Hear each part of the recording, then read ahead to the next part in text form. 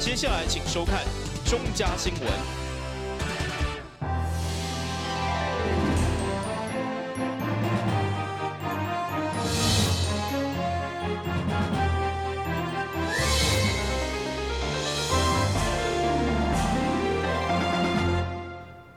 大家好，我是陈碧纯，欢迎收看10月31号礼拜四的中嘉台南地方新闻。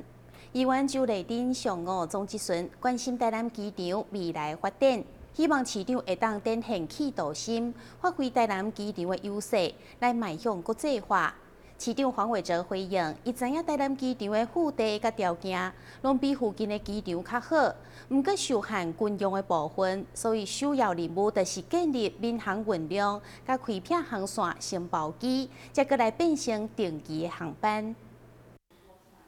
议员周丽珍上午总质询，以台南机场的优势，甲其他三都比较起来，不管腹地、周边环境、甲交通发展拢无输。其中特别是高雄国际机场已经无增建的空间，所以要求市长展现企图心，为台南留下一个互人怀念的基础建设，进一步带动南区、安平区的发展。对此，市长坦承，台南机场发展受限军营甲民营，拢需要持续甲中央协调。重点是要先维持现有航线的运量，同时甲高雄合作进行统合式的管理。高雄市长韩国瑜他自己在5月有提出了，高雄需要一座比小港机场还要大，而且要有双跑道，而且要24小时营运的国际大机场。对，我就联想到我们台南市的机场真的很适合。没错，我们所有的条件都很符合，而且离高雄也近，我们的交通网络系统也很完整，未来也有可能我们的台南机场也有捷运可以接到。从这个角度来看，我们愿意定位啊，在机场的这个运能或者是机场的部分，我们台南跟高雄应该是合作关系，应该不是互相扯后腿的关系。那所以说，如果能够有一个交通部，不管谁执政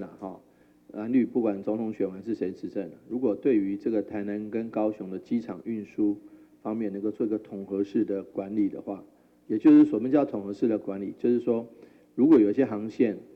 高雄已经饱和了，它可以由台南来起降，但在台南起降最重要是运输，就是说下了飞机之后以及上飞机之前的旅客运输要能够便捷。对此，议员进一步要求机场的扩建是上届经济方式达到上大效益，争取国际化的客运甲货运。市长再次强调，扩建进程第一要务就是要将民营的运输再提升。接续议员对中顶一个会期所关心的亲子特色公园，为了解安平基建亲子特色公园的进度，嘛以水盆特色公园的公共便所卫生问题，强烈要求改善。您讲的，以水平温公园，如果它的公厕真的非常糟糕，那我们会列为优先。那我明年度我们会跟中央争取一些公厕的这个处理。那如果中央的经费够，中央的经费就够；那如果中央经费不够，会拿2倍金优先来处理公厕问题。对议会职员当选议员的周丽珍，因为家己是2个囡仔的妈妈，除了关心幼儿甲长期照顾等社会福利议题，嘛全力为市民争取福利。但新闻军及林根采访报道。议员陈怡珍伫个总质询，除了替全国运动会选手争取出外比赛者大交通，甲地种奖金等补助以外，嘛进一步要求市长黄伟哲要兑现推动全民体育的相关政见。推动全民体育是市长黄伟哲竞选时的政见，其中包括老人体适能计划、AI 数据运动中心以及改善体育处的编制拢是。对此，议员陈怡珍以桃园将体育处升格做体育局，并且由专业的体育人才带领结果。今年伫全运会真侪单项拢破纪录为例，检讨教育局敢有要兑现市长的政见。改善体育处的编制，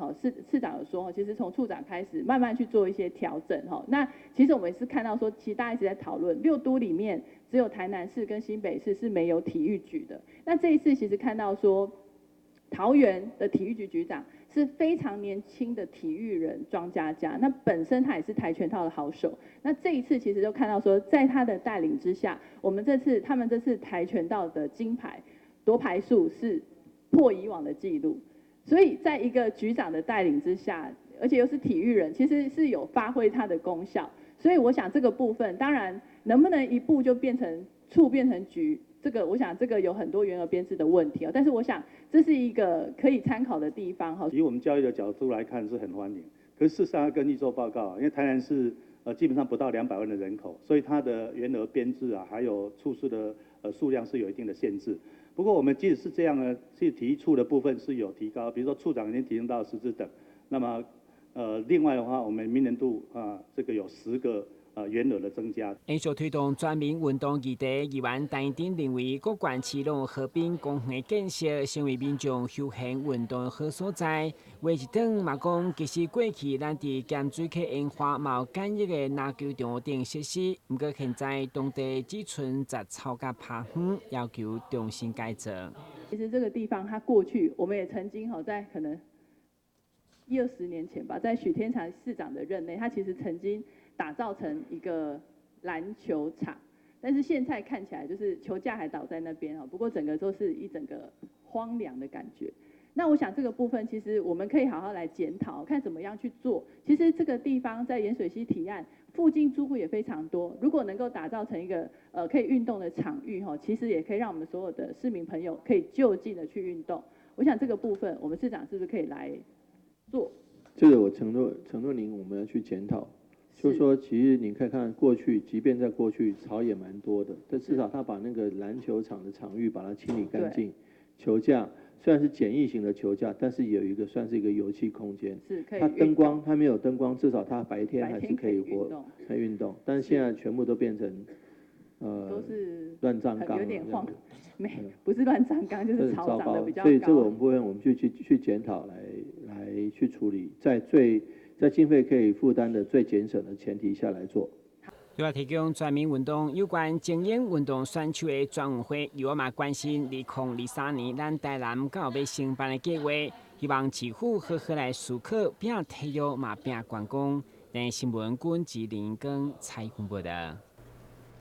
台南有一个农特产品，伫今年9月第一届将文旦、酸芽甲火龙果销往加拿大以后，市长黄伟哲上午参加台南有机农产再次外销加拿大记者会时阵宣布，这是青皮碰柑第一届外销到北美洲。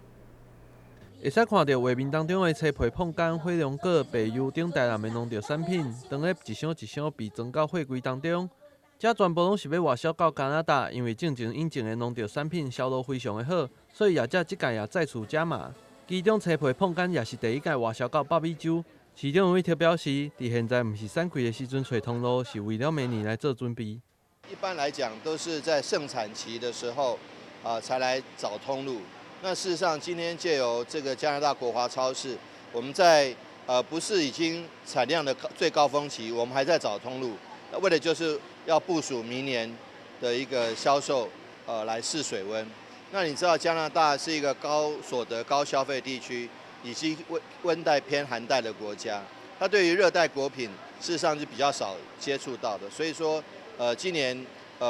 虽然是已经秋冬季了，所以说在加拿大应该很少吃到热带果品了。那把台湾优质的碰柑、火龙果、白柚、柳丁这些优质的果品。销售到这个加拿大，我相信加拿大的消费者应该是蛮惊艳的才对。尤其我们先从华人的这个社区先开始，慢慢再打进这个白人的社区。我相信，如果是这样子的话，那台湾的这个果品销售是不愁没有通路的，因为我们这次销售都是有机农场生产出来的，所以要通过药检，我们自己台湾都已经把关很严了。所以相信要通过加拿大的药检或这些相关的检测，应该是完全没有问题的。引进台南的农特产品到加拿大的业者表示，伫加拿大10个省份，因的公司拢有销售通路。今年首次来引进满豆的红柚，一天就来卖完。对此，伊即届也特别引进了一个货柜的商品，同时也考虑明年要来引进一个货柜的红柚。因为我们整个加拿大10个省份，就是从东到西，就是温哥华岛到纽芬兰岛，我们都有地方销售。大概我们从因为我们进台湾的东西有4000多个品种，所以呢非常的多，所以从大卖场白人的，然后药妆的，到华人的超市、泡沫红茶、餐馆，一直到学校、大学、小学，我们都有通路，所以很多各式各样的产品都有。那这一次呢，因为要卖这个呢，然后我也我想怎么说，几乎我们这个货柜去80%都已经卖完了，所以呢我也很开心。也许呢还会再下另外一个订单哦，这是我今天所要讲的重点。然后呢，我希望台南的东西，因为台南的东西真的非常好，像我们上个月呢，我来的时候，我们也进了那个红柚，1天就卖完了。每一次进的东西都不够卖，所以我这一次呢，索性就进一个货柜。然后我哥哥台北那里也有一个货柜，也是进这些柚子，所以呢，我也很开心。而且出乎我想象哈，很多的我们那个红柚都是人家用抢的。跟市长报告，真的，所以明年也许光红柚我就会进一个货柜。这件外销的农特产品甲加工品高达18公吨，市府也期待透过这个机会，将台南优质的产品拍入北美洲，为台南的农民争取更较侪的机会。台南新闻郭博义采访报道。台南演艺国民之家31号举办迎民节庆祝活动，邀请真侪爱心团体来现场关怀慰问。会中主任王丰盛颁奖表扬曾经参与旧领土甲8二3大战的英民，感谢因过去保卫国家牺牲奉献。10月31号，除了是西洋万圣节以外，同款嘛是咱国家的迎民节。为了庆祝这个节日，台南民家特别举办第41届迎民节以及66周年嘉庆活动。会中由台南迎家主任王丰盛颁发感谢状，感谢这曾经为了保卫国家做出伟大贡献的大名。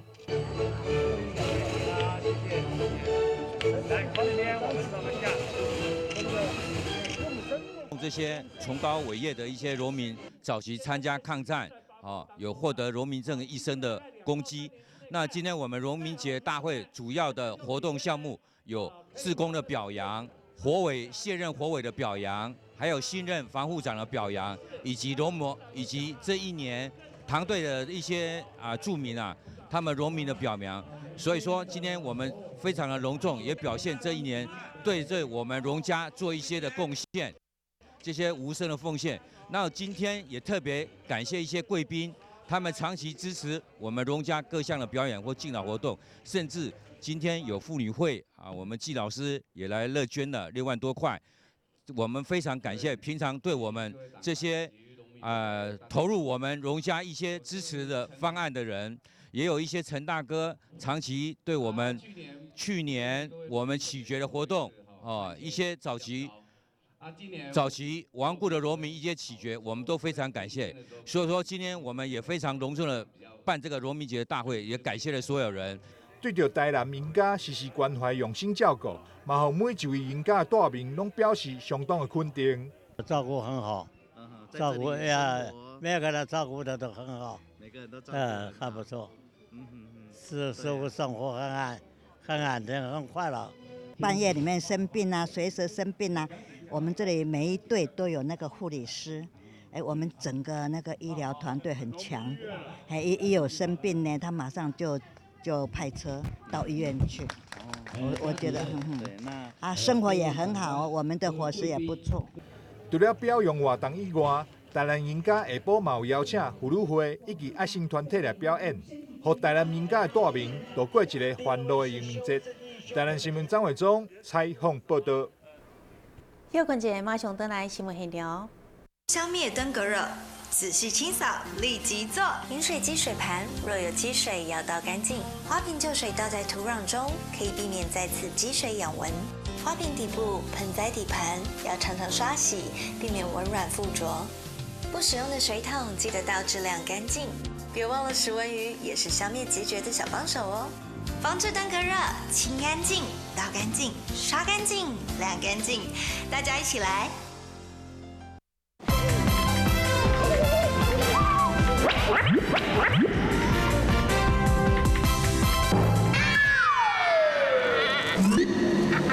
正确开启车门很重要，不然怎么开呀？下车要转头注意后方来车，再慢慢开车。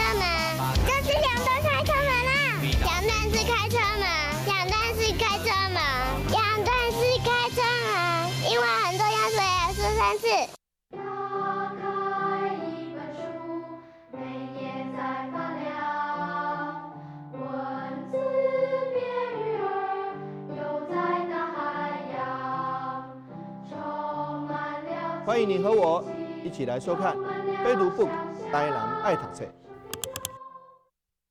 你总以为你和男生一样，他工作你也上班，你洗衣服他换灯泡，他教孩子数学你教注音。但有一件事不一样，50岁以上更年期妇女罹患心血管疾病症状和男性不同，若出现恶心、手麻、呼吸不顺、背痛等症状，请尽速就医检查。国民健康署关心您。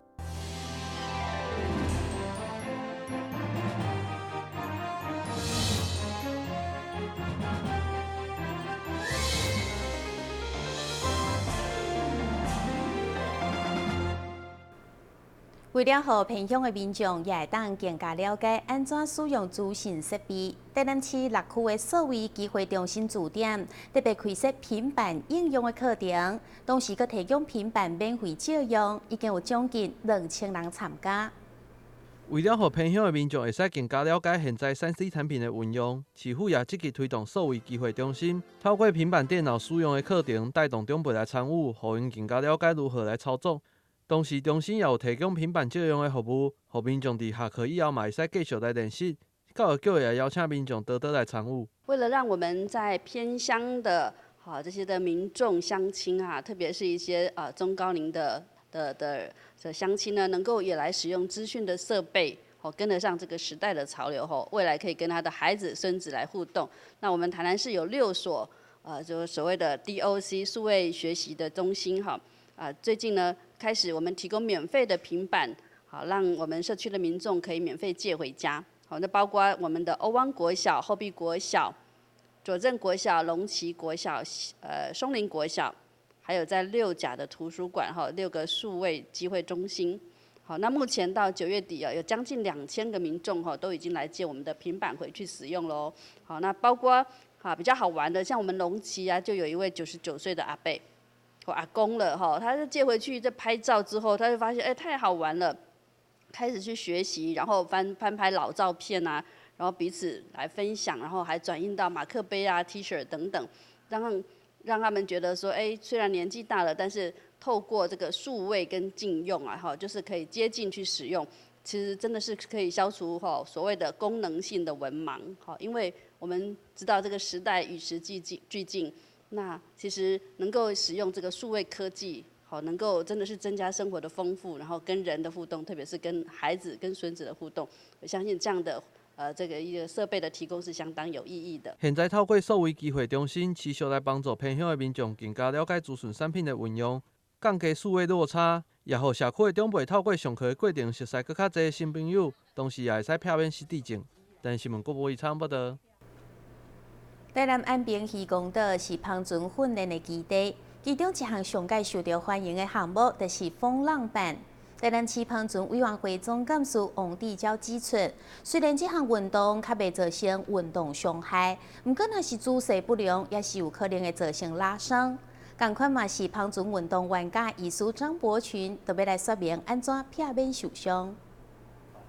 风浪板伫众多水上运动中是兼具速度感甲安全性的。近年来嘛有愈来愈侪人加入，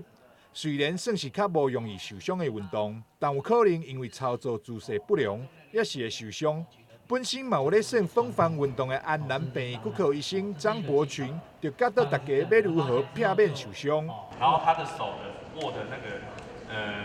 缆绳地方太短所以他身体要前倾。所以我们回到正确的姿势，正确姿势应该是像这样子，腰杆打直，然后膝盖弯曲，然后那个绳子的话要放长一点，然后利用下半身的重量，慢慢把这个帆拉到拉起来这样子。对着运动伤害治疗，安南病院设有运动医学中西医协调小组，结合中西医的长处。提供运动选手更完善的治疗。全台湾很多医院其实不一定会有中医啦，然后刚好我们这个安南医院是一个中国医药大学的一个体系的一份子，那我们的强项就是在中医。那虽然说我是骨科，可是我在中医方面虽然说没有很在行，但是因为我们的中医的部分他们有针灸科，然后也有一些相关运动医学的相关的一些专业，所以我们在很多骨折或运动伤害，也有跟他们做一个结合，譬如说一些手术完，一些疼痛啊，或者是说一些关节僵硬的，他病人本身感受比较强烈的话，其实用某些针灸的治疗，或者说中医方面的药物治疗的话，其实我们都发现说这个病人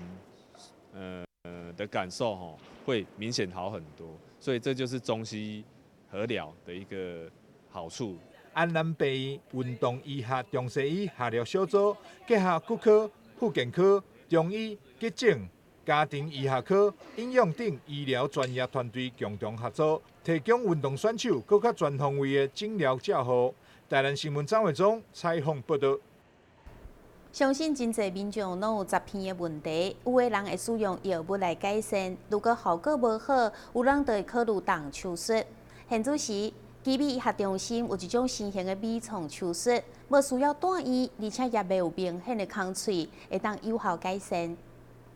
食片是真侪民众拢会有的镜头，会造成食片的原因也真侪。其中下鼻甲肥大的问题也是常常看到的。除了使用药物来改善以外，手术的效果也袂歹。过去的手术大部分拢需要住院，但现在微创手术愈来愈进步。基美医学中心就有一种动力旋转刀的手术，无需要住院也袂有真大的空喙，效果也袂歹。就有一个王同学经过这个手术后，改善了因为食片困袂去的状况。那传统的就是使用下别甲的一个部分切除，那这个下别甲部分切除，因为流血比较多，所以我们会建议病人还是住院个2-3天，然后可能就会比较减少出血的一个这个副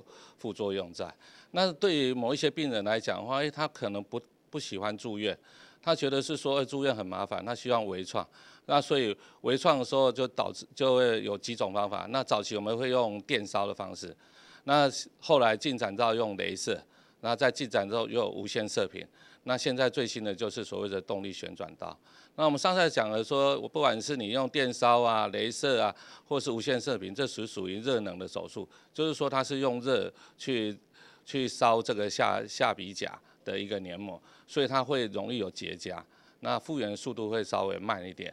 那动力旋转刀，那就是顾名思义，它是一个微型细绞器，它是在下鼻甲的一个前方一个0.3公分的切口，然后从下鼻甲的黏膜下面把这个组织把它用那个吸绞器把它绞掉，让那个组织的体积变小，所以基本上它比较不会有热伤害。那它的缺点是说，它在手术的时候可能出血会稍微多一点点，但是术后只要适当的一个使用止血棉来止血，事实上还好。然后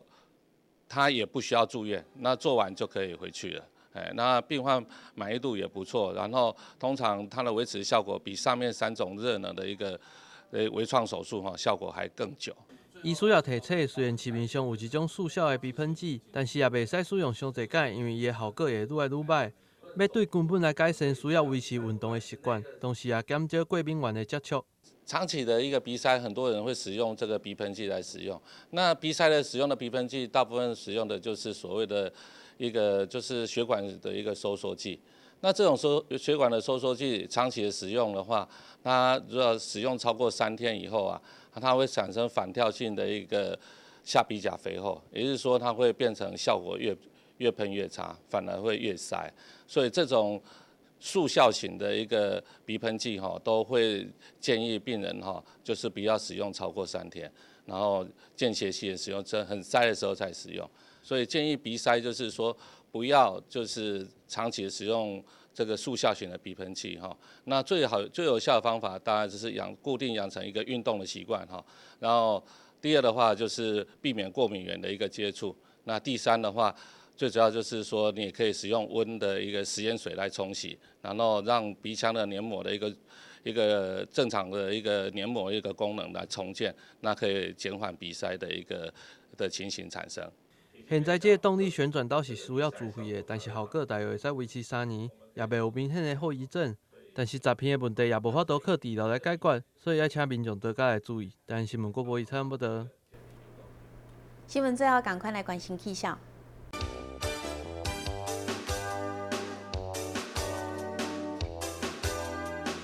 气温度23度到30度，袂落雨。海面平均风力5级到6级，上大阵风是8级。感谢你收看10月31号的中嘉台南地方新闻，我是陈美泉，咱再会。